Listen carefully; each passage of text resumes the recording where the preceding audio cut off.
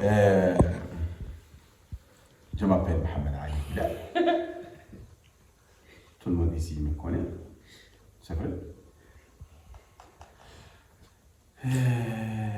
D'abord, je vais parler de mon histoire avec Medh. Donc, après mon histoire, Taranim arrive après.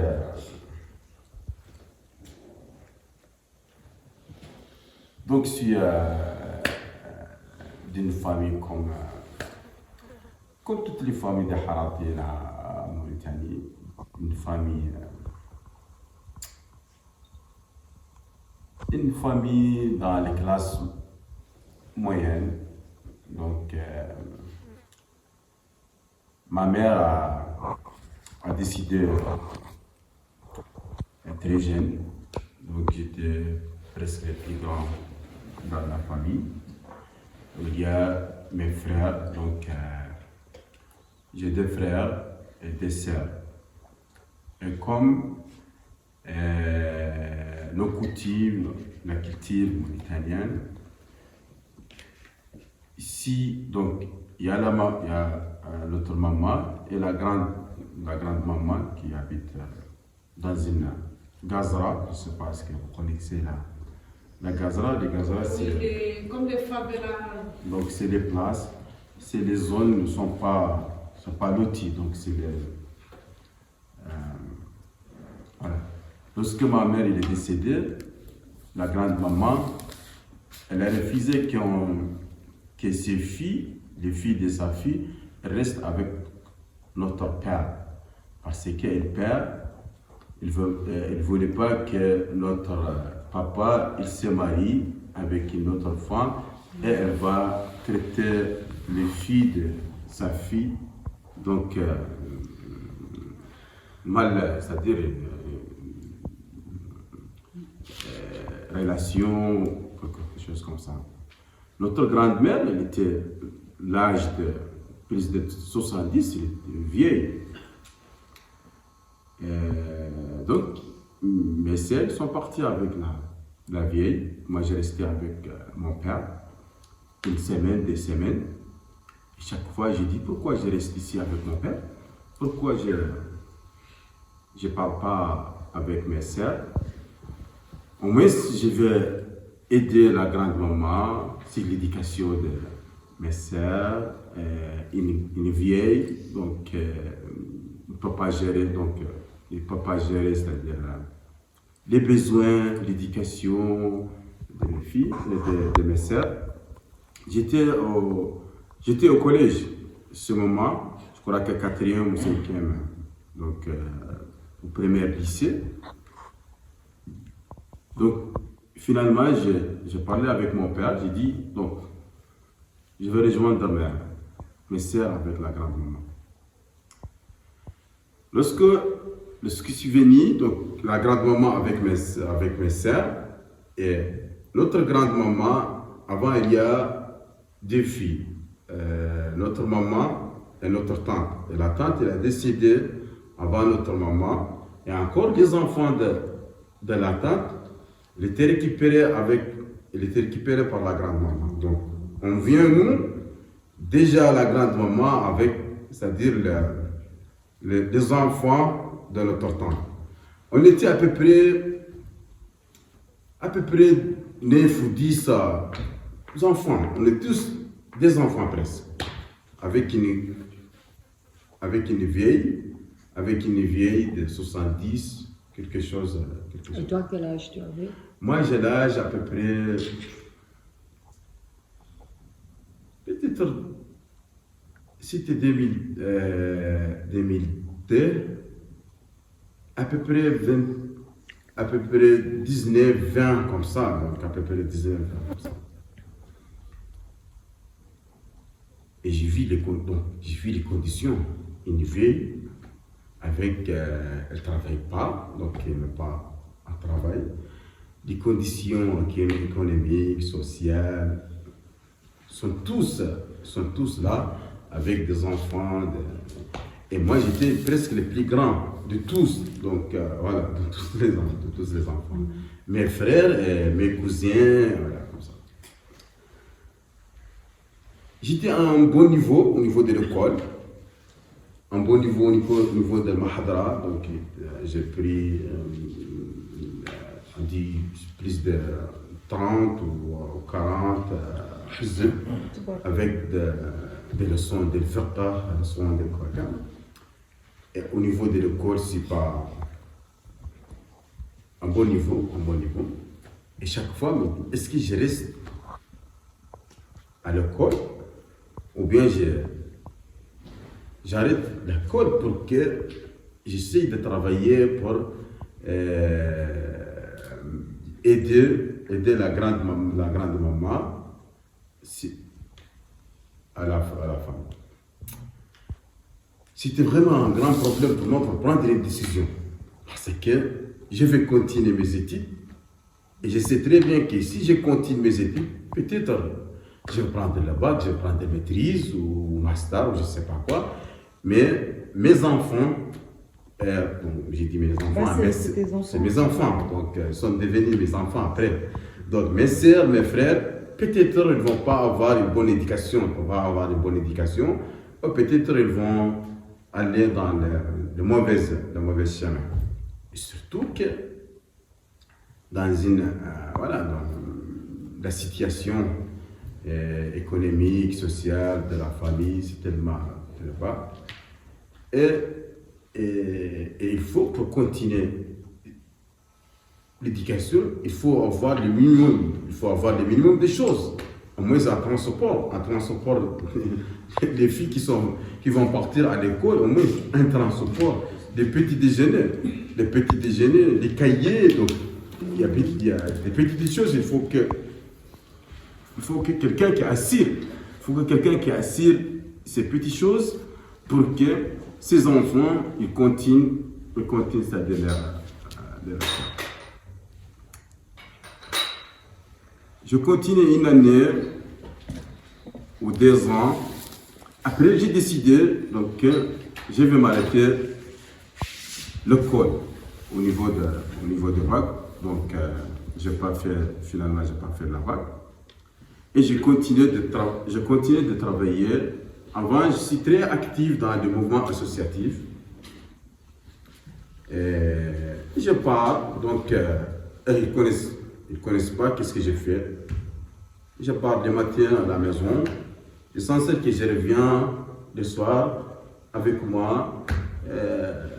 Là où ils peuvent acheter les petits déjeuners, transport, mes soeurs. Et j'étais toujours à côté de la grande-maman. Donc, elle était souriante. Et encore, avec toutes ces conditions, elle veut qu'on continue nos études. Avec tout, c'est-à-dire le problème social et économique, il veut que nous n'arrêtons pas nos études. Elle nous encourage qu'on continue toujours. Mais moi, je connais la réalité. Je sais qu'avec ces conditions, on ne peut pas tous continuer, c'est-à-dire l'école. Il faut quelqu'un qui est en vie, donc qui prend il prend les risques ou c'est-à-dire qu'il s'arrête cette chose-là. Chaque fois, donc, toujours, elle nous dit, je pars, surtout le vendredi, le jeudi soir, parfois les jours de la fête, elle nous dit qu'elle va partir passer la nuit avec ses copines à Toujouni, donc une autre commune, parce que ses amis, ils font les maîtres. Avant, moi, je ne connais pas les maîtres. Ils font les maîtres jeudi soir, au jour de la fête, quelque chose comme ça. Quand elle revient d'un maître, je le vois qu'elle vient avec énergie plus, elle vient avec une force. Comme qu'elle a trouvé quelqu'un, elle a donné l'argent pour elle, et comme ça. Et j'ai compris qu'elle aime beaucoup le maître. elle aime beaucoup le maître. Et souvent, s'il est très stressé, il y a des problèmes, elle veut que nous, on ne voit pas ça sur sa visage, elle veut qu'elle part, rester une nuit hors maison avec sahabatha. Elle chante le maître, après, lendemain, elle revient. Donc, j'ai senti ça plusieurs fois. J'ai dit, donc, je dois connaître, je dois comprendre, je dois connaître le maître, c'est-à-dire, je dois connaître ces choses-là qui changent le visage de ma mère. Voilà. Avant, je ne connais rien de maître, je connais rien. Finalement, j'ai fait une petite recherche et j'ai حفظت donc بيت وبيتين من une poésie s'appelle Nebi Zain ou Valah. Et chaque fois quand je les vois, les visages, je le vois qu'il y a un problème d'argent ou quelque chose comme ça. C'est-à-dire, je le rapproche, je lui dis, il s'appelle Marc Alina.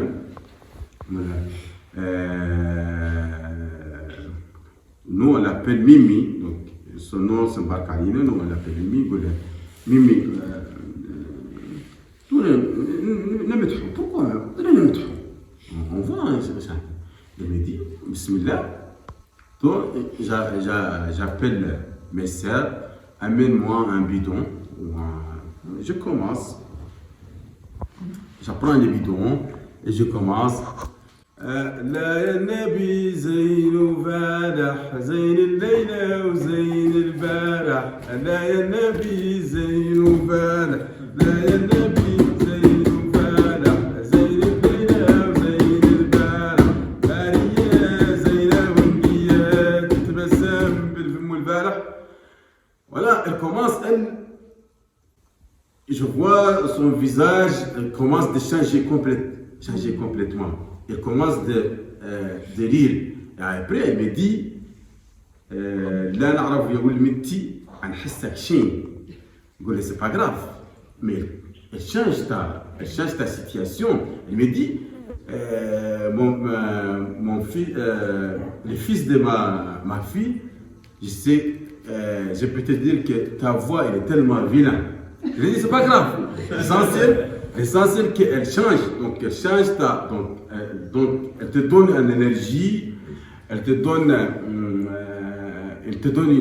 une autre force. Elle calme encore toutes ces douleurs que moi, personnellement, je sens qu'il y a des douleurs. C'est pour cela ton visage, elle change.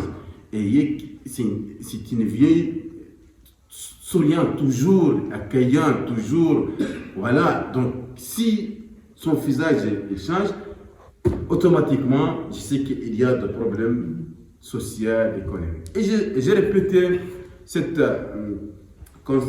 conversation, cette chant, plusieurs jours. Quand je le vois comme ça, j'appelle mes sœurs, amène-moi, et je commence de chanter. Et à partir de ça, je dis, mais pourquoi? Pourquoi cette chanson-là, elle change cette situation? Pourquoi une personne, avec tous les problèmes du monde, avec tous les problèmes du Seigneur, avec un chant, avec une voix violente, elle change la situation. Si vraiment, si c'est une autre voix, pas ma voix, avec les vrais chants, qu'est-ce qu'il va devenir? C'est à partir de ça, c'est là, j'ai dit, je dois connaître le maître. Je dois partir, rapprocher les Meddaha dans leur lieu, dans leur foyer, pour comprendre cette image avant et image après. Et à partir de maintenant, j'ai commencé à chercher là où les gens, dans les quartiers, et c'est-à-dire, et chaque fois je viens le premier. Le maître commence généralement vers 21h, 22h comme ça. Je viens la première, vers 8 heures comme ça, pour regarder les images, les visages de tout le monde. Et les gens en rentrant, automatiquement, tu peux vraiment lire leur visage. C'est des gens, ils amènent tous les problèmes du monde avec eux. Et quand les maîtres commencent, et surtout parfois dans des lieux tellement très serrés, dans un baraque de 2 mètres sur 1 mètre parfois, ou dans un bar de 2 mètres sur 1, il y a à peu près plus de 20 ou 30 personnes qui vont être tous collés, chacun collé à l'autre. Parfois il n'y a pas de lumière, parfois il n'y a pas de lumière. Et quand les maîtres commencent, tu vois cette place, elle est tellement petite et presque il n'y a pas de lumière. C'est-à-dire à cause de leur visage, voilà, les places, c'est-à-dire ils changent comme du sombre vers vraiment une lumière. Je ne sais pas comment j'appelle, c'est-à-dire l'expliquer. Et à partir de là, j'ai dit, vraiment, ça c'est quelque chose qui mérite, donc, qui mérite de travail, Et chaque fois, j'ai dit, comment? C'est pas moi. J'ai pas un niveau d'éducation, j'ai pas un niveau d'intellectuel qui peut vraiment travailler sur cette thématique ou sur ce travail qui doit avoir vraiment quelqu'un qui a un bagage intellectuel. Et c'est un rêve, donc c'est un travail, pour moi un rêve, je l'ai caché à moi. J'ai jamais vulgarisé cette information avec elle. Après 3 ans avec la vieille, a décidé. Donc, je reste dans un gazra avec une cousine, donc la fille de ma tante. On était presque dans le même âge, mais on a fait ensemble qu'elle c'est la maman de la maison, moi c'est le papa de la maison, avec plus de 12 ou 13 enfants, sont tous des enfants. Et je continue toujours de chercher dans les nets, sur les maîtres, il n'y a pas grand chose. Donc, il n'y a pas grand chose dans les nets sur les maîtres. Et je cherche des leçons, des chansons, pas grand chose. Un jour, j'ai vu dans les nets qu'il y a une institution qui a fait un appel qui, après Rabi' al-Arabi, et après ces changements radicaux qui étaient faits dans quelques pays, est-ce qu'on peut avoir un changement positif, c'est-à-dire les populations, ils ne viennent pas avec un coup d'État ou ils ne viennent pas avec ça. Et j'ai pensé à tout. Je n'étais pas encore loin de tout ce les haratim qui luttent contre l'esclavage. Donc je lis toujours, j'ai parfois participé dans manifestations de lutte contre l'esclavage en Mauritanie, mais je vois toujours la lutte dans le même rythme, dans le même style. Le même style. Et chaque fois, les gens, ils communiquent pas. Les leaders contre les Arabes sont là, l'administration là, la communauté là, et tout le monde un bagarre. Donc, il n'y a pas de solution, il n'y a pas de communication. Les gens ne se reçoivent pas ensemble pour discuter le vrai problème. J'ai dit, dans un pays comme Mauritanie où il y a plusieurs communautés, il faut que les gens soient ensemble. Il faut que les gens se communiquent. Il faut que les gens, chacun, connaissent l'autre, connaissent sa culture, c'est-à-dire, il accepte son couleur, il accepte sa culture. J'ai dit, je dois écrire, donc j'ai écrit comme ça, donc, pour cette institution qui va faire un rencontre des leaders des jeunes dans les pays arabes au Jordan. J'ai écrit trois lignes ou 4 lignes que dans la réalité mauritanienne, avec les différents communautés, et que moi je vois qu'à partir de la culture, à partir de l'art, on peut, c'est-à-dire réunir les gens et discuter le douleur. Pas les réunir les gens pour danser et chanter, mais discuter autour de la musique ou de la culture, les douleurs de chacun.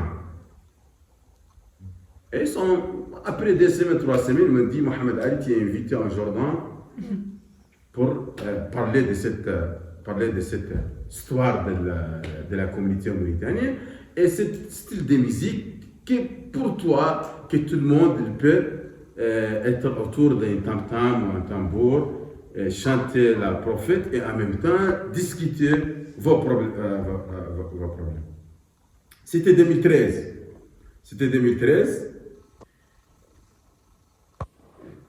Bon, je m'ai préparé pour le voyage et je ne crois pas que dans mon vol et dans l'atelier que la rencontre à Jordan, que j'avais trouvé des Mauritaniennes avec moi dans le même, c'est-à-dire le voyage et dans les mêmes rencontres. À l'aéroport de Nouakchott, j'ai trouvé des jeunes que je les connais depuis longtemps. Ils sont très actifs dans le mouvement associatif. Chacun, donc, on se connaît dans le mouvement associatif. Chacun demande l'autre, tu pars où? Je pars au Jordan. Pourquoi? Je participe dans l'air et moi aussi je parle. C'était un bidani blanc et un hartani. Et chacun il parle, donc on ne sait même pas qu'est-ce qu'on va dire.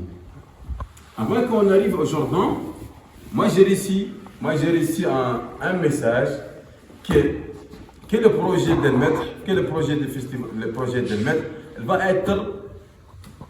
va être présenté, ils ont sélectionné, donc on était 70 jeunes, 70 propositions, ils ont sélectionné 10 propositions qui vont être traitées durant les 10 jours. Et mon projet va être traité devant tout le monde durant 10 jours. Mais j'ai dit comment? Moi, je vais parler de maître, je vais parler de l'histoire des maîtres devant ces Mauritaniens. Ça, c'est vraiment un grand problème.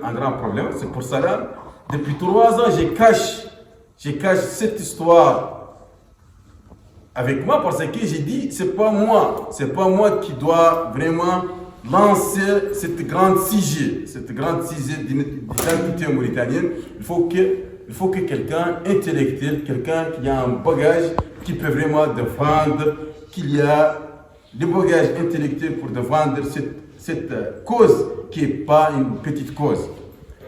C'est pour ça que j'ai caché ça, parce que je ne vais pas rentrer directement avec le problème de la communauté.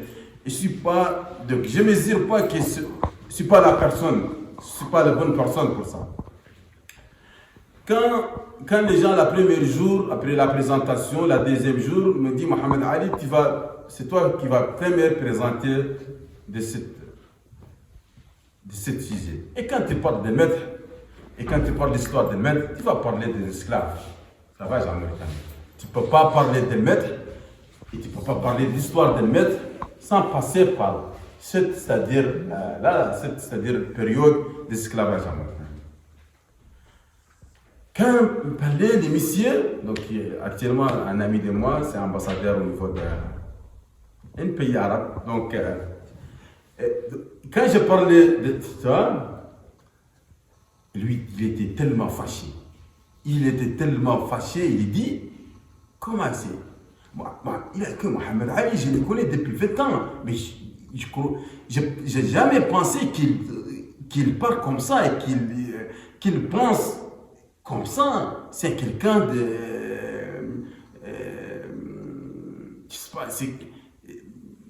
c'est quelqu'un qui a une mentalité d'un Sahara ou je sais pas quoi. Comment tu pars dans une...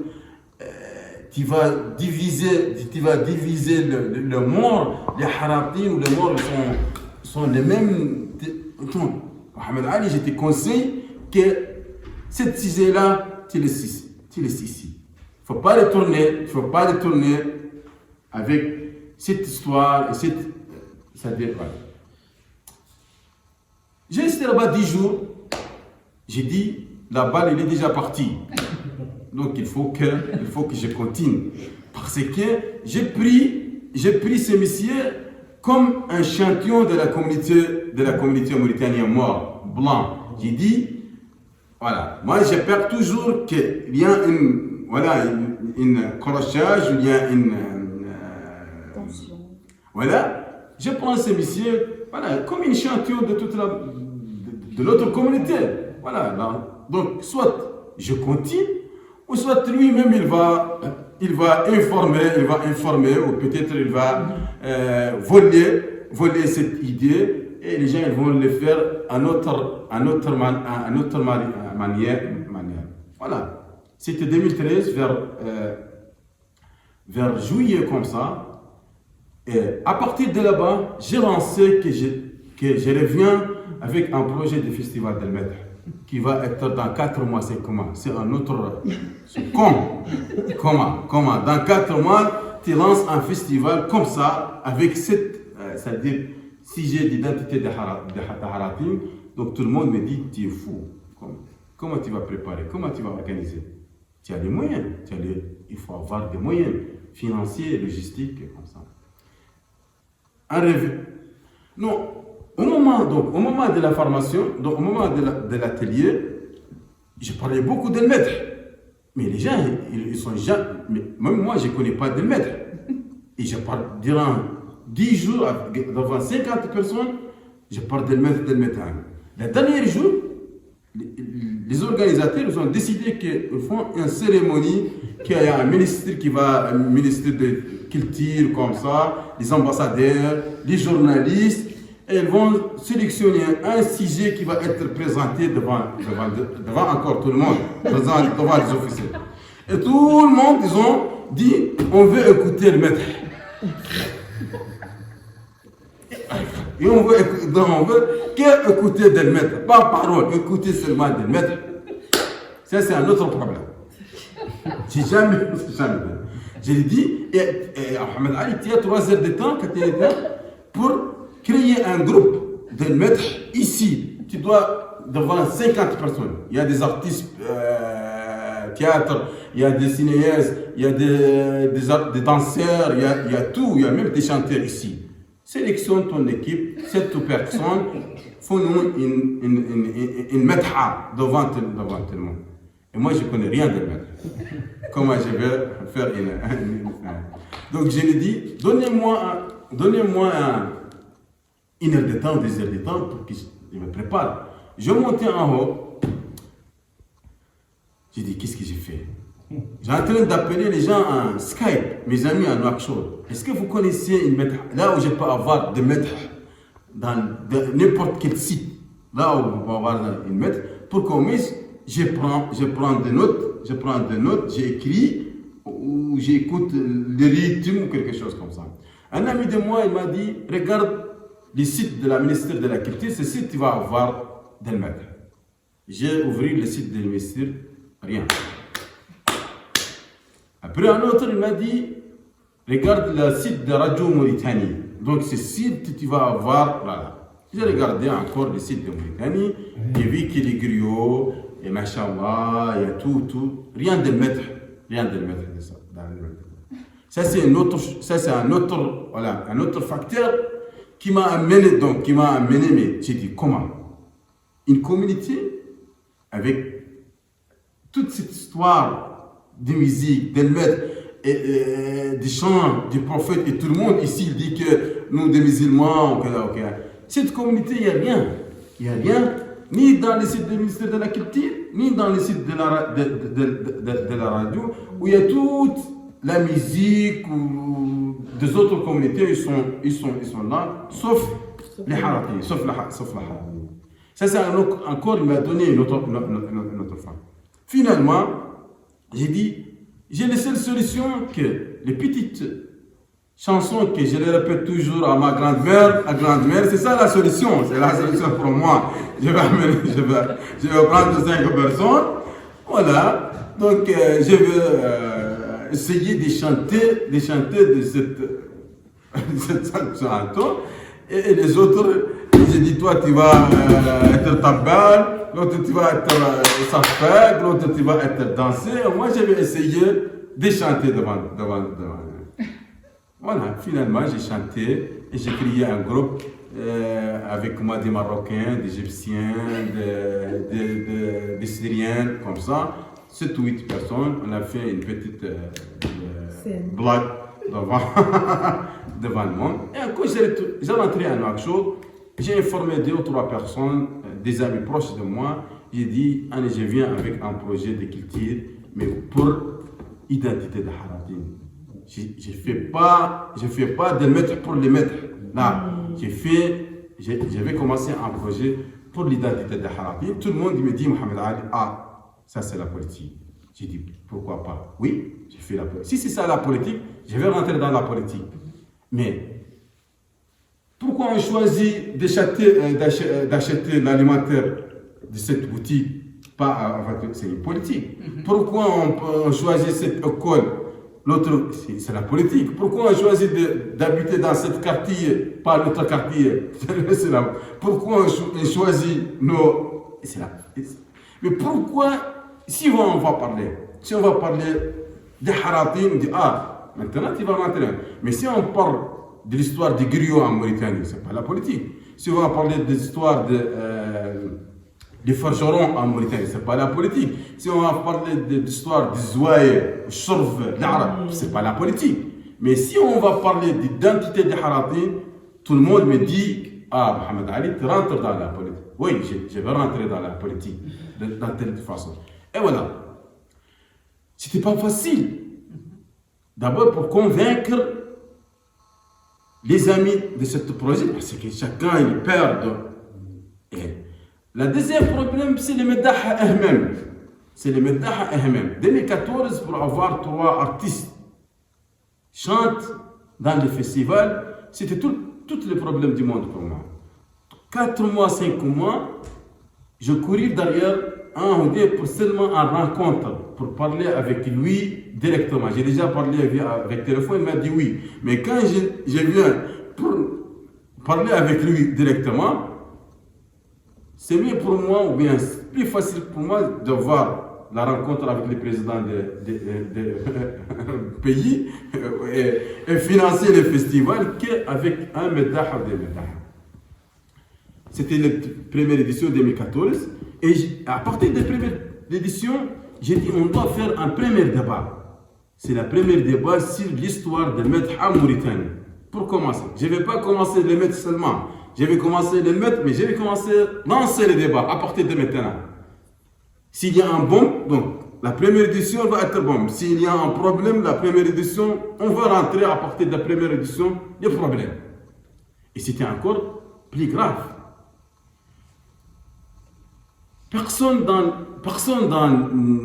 les Haratin, il veut parler encore devant le public sur cette histoire. Tout le monde veut être Haratin. Mais chacun, il veut être Haratani, mais il ne veut pas, c'est-à-dire défendre cette identité. Pour lui, si on va faire la danse, si on va faire la musique, si on va faire les maîtres, si on va faire bon Dieu, donc tout le monde veut. C'est les esclaves de notre village qui fait. Et les gens maintenant, ils veulent être docteur, ils veulent être professeur, ils veulent être ministre, et ils ne veulent pas cette histoire. Donc cette histoire, voilà. Mais tous ils veulent avoir des grands postes à grâce qu'ils sont des Haratin. Parce que maintenant, la politique, même au niveau de la politique, nommer un ministre, n'est pas par ses diplômes, parce que, à cause de son couleur, nommer un directeur, pas pour ton diplôme, il ne regarde bien pour ton diplôme, mais il veut avoir, voilà, deux ou trois ou quatre pour colorer, c'est-à-dire pour colorer l'image devant. Donc, c'était obligé que je cherche des professeurs au niveau de l'université pour discuter, mettre l'histoire. Et j'ai tombé sur des femmes blanches. Ils ont d'abord accepté l'idée. Mais ils sont habitués de faire des débats dans l'université, dans la salle fermée, pas en public devant en plein air, devant des gens qui ne sont pas contrôlés. Donc il y a des femmes, il y a des filles, il y a des garçons, il y a des défenseurs des droits de l'homme. Donc j'ai invité tout le monde. C'était la première fois un festival comme c'est là, à Nouakchott. Donc tout le monde sont venus. On a fait la première nuit, c'est les chants seulement, mais dans la première nuit, j'ai lancé que demain, on va faire les chants, mais en même temps, on va faire un débat directement aux gens. Parce que c'était dans le mois de Ramadan, si on fait les débats dans la journée, personne ne va venir. Et si on fait les débats seulement seul, peut-être il y a beaucoup de publics qui ne vont pas venir parce que pour eux, les paroles autour d'un maître, pour eux, ce n'est pas important. Les gens, ils veulent seulement écouter d'un maître pour la baraquer, mais pas pour discuter une histoire, discuter quelque chose comme ça. Qu'est-ce que j'ai fait? J'ai dit, on va appeler les deux conférenciers. On a mis des sables, on a mis des tentes, c'était tellement très simple. On a acheté des camions de sable, on a collecté quelques objets traditionnels. Voilà, il y a les fées, il y a des chèvres à côté d'ici. On a appelé les deux conférenciers, on a appelé des musiciens et une journaliste entre eux. Ils commencent, les musiciens, chantent. Après, la journaliste pose la question, débat, la conférencier commence.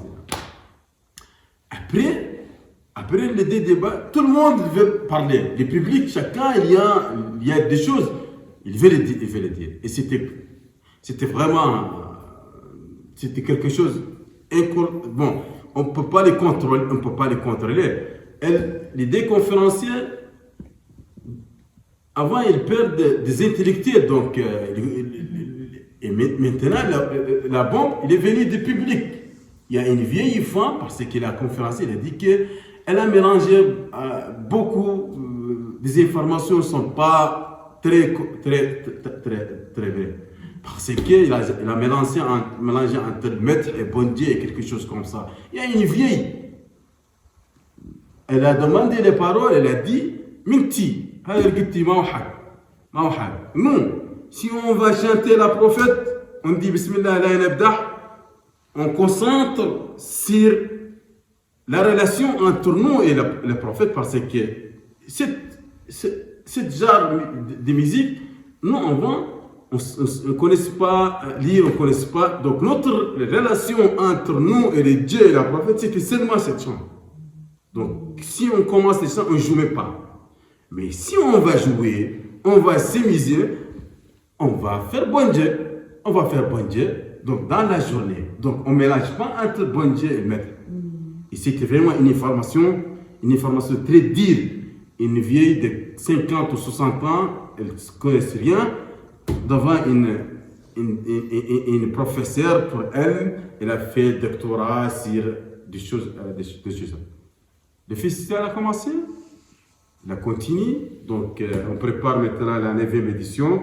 On a commencé avec 40 ou 50 personnes. Maintenant, plus de 6000 personnes qui assistent au festival. Jusqu'à présent, le festival n'était jamais financé par l'État.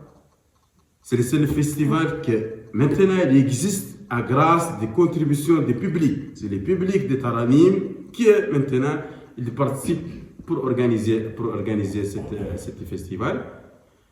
J'ai dit toujours, on n'a pas gagné d'argent, mais on a gagné, c'est-à-dire Soum'a, dans tout, c'est-à-dire le trottoir mauritanien. Là où je pars, avec d'autres casques, c'est pas les casques de Taranim.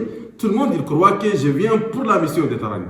Parfois, j'ai fait des réunions avec des chefs de région, des walis à l'intérieur, avec d'autres missions qui ne sont pas liées avec Taranim.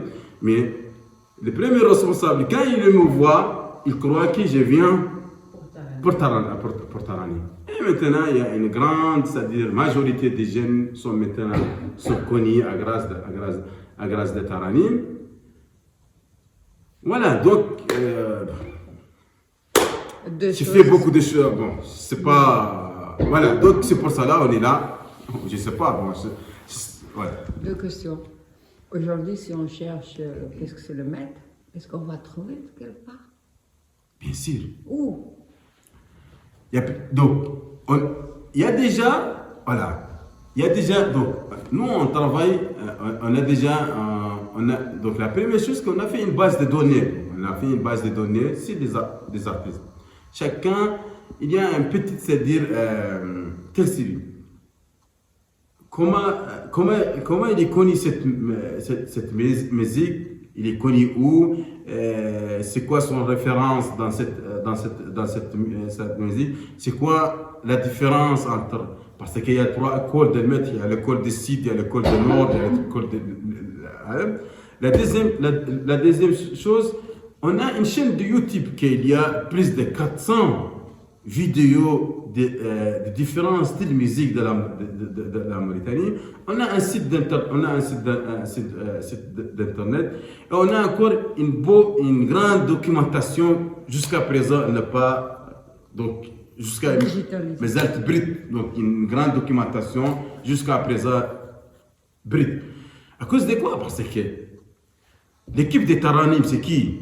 C'est moi et à peu près 7 personnes avec moi. Et chacun, il a son travail. Donc il travaille ailleurs. Ce qu'on fait pour Taranim, c'est notre temps. Donc notre temps libre. Donc notre temps libre, c'est-à-dire on le regroupe pour faire cette travail. Parce que j'ai senti, maintenant, ça va. Avant, lorsque j'ai dit, ce travail doit avoir quelqu'un qui a un bagage intellectuel pour le faire. Si je ne prends pas la décision, si je ne prends pas la volonté, jusqu'à présent, je ne sais pas est-ce qu'on va voir ce travail qui existe maintenant.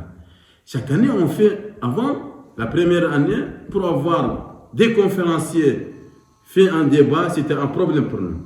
Maintenant, les gens ils nous demandent, les gens ils nous écrivent. J'ai écrit, donc les gens ils ont commencé d'écrire sur le maître, sur l'histoire de maître, sur le style, différents styles de musique de Haratin. Il y a des chercheurs de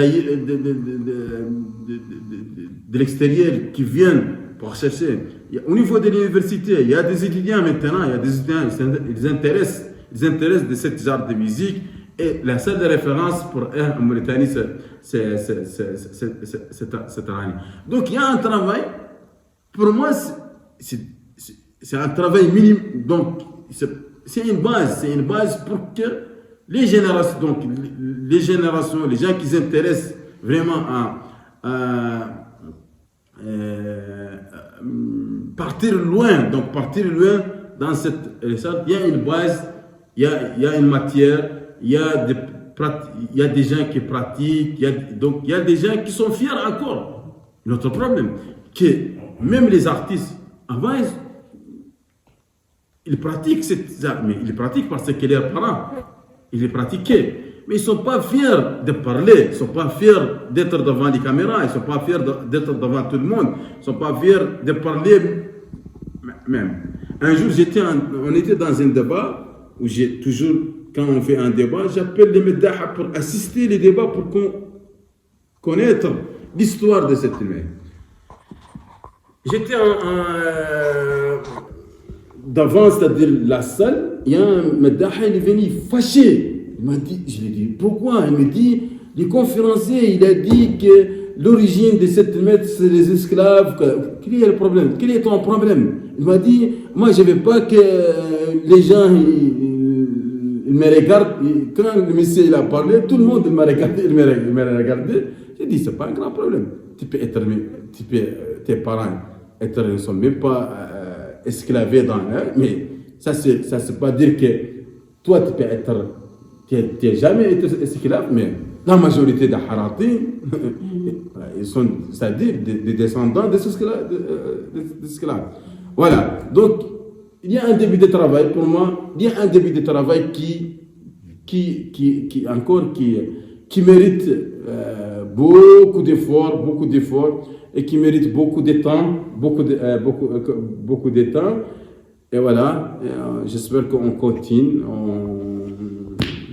on trouve le temps, on trouve, c'est-à-dire l'énergie pour vraiment continuer cette travail.